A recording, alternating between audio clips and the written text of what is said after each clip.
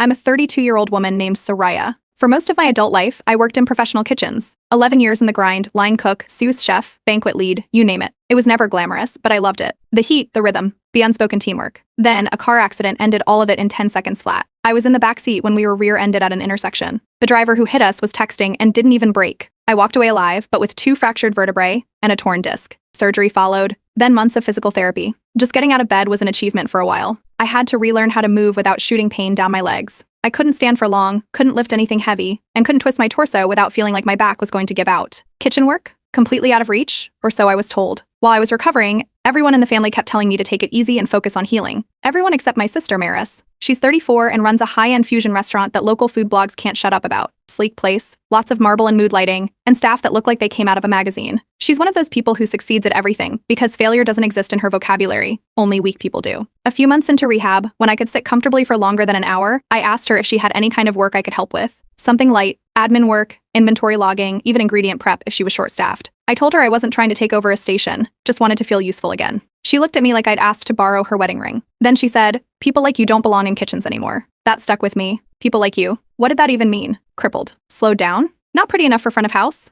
The final blow came during a family dinner at our parents' place. We were halfway through dessert when someone asked me how recovery was going. Before I could answer, Maris laughed and said, "She's doing great. Honestly, I think she's found her calling as the family's permanent couch ornament."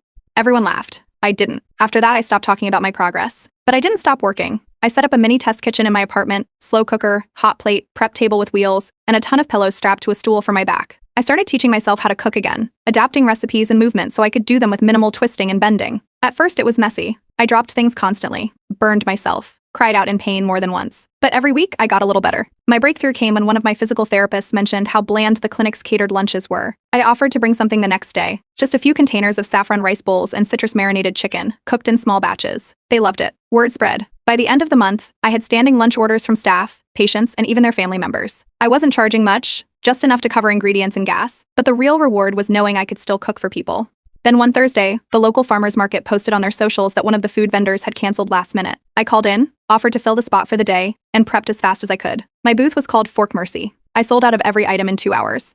People were coming back asking for seconds I didn't have. I went home with empty trays and a full heart. A few days later, I got a text from Maris. No greeting. Just don't embarrass yourself. She must have heard from someone who saw me at the market. I didn't respond. At our cousin's wedding the next weekend, she pulled me aside near the bar and told me, "You're not built for real service work anymore.